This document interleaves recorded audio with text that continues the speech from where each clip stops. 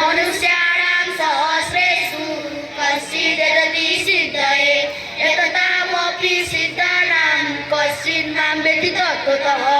अध्याय 8 श्लोक नंबर 5। अंधकारे समानेव स्मरन् भुक्त्वा कलेवरम् यः प्रयाति समलाभं याति नास्त्यत्र संशयः। अध्याय 9 श्लोक नंबर 26। पत्रं पुष्पं फलं तोयं यो मे भक्त्या प्रयच्छति तदहं भक्त्युपरीतमस्नामि प्रयतात्मनः। अध्याय 10 श्लोक नंबर 10। तेषां सततयुक्तानां वदतां प्रीतिपूर्वकं ददामि बुद्धियोगं तं येन मामुपयान्ति ते। अध्याय 11 श्लोक नंबर 29। यथा प्रदीप्तं ज्वलनं पतङ्गा विशन्ति नाशाय संवृत्तवेगाः तथैव नाशाय विशन्ति लोकाः तवापि वक्त्राणि संवृत्तवेगाः। अध्याय 12 श्लोक नंबर 12। श्रेयो हि ज्ञानमभ्यासात् ज्ञानात् ज्ञानं विशिष्यते ज्ञानात् कर्मफलत्यागस्त्यागात् शान्तिरनन्तरम्।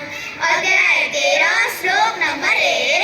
इदं शरीरं कौन्तेय क्षेत्रमित्यभिधीयते एतद्यो वेत्ति तं प्राहुः क्षेत्रज्ञ इति तद्विदः।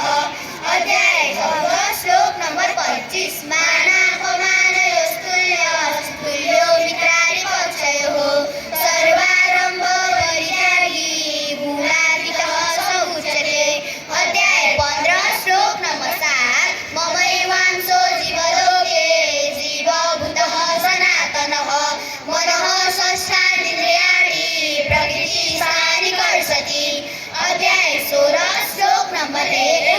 अभयं सत्त्व संशुद्धिर्ज्ञानयोगव्यवस्थितिः दानं दमश्च यज्ञश्च स्वाध्यायस्तपार्जवम्। अध्याय 17 श्लोक नंबर 4। यजन्ते सात्विका देवा निरक्षरस्यासि राजसः प्रेतान् भूतगणां सान्ये यजन्ते तामसा जनाः।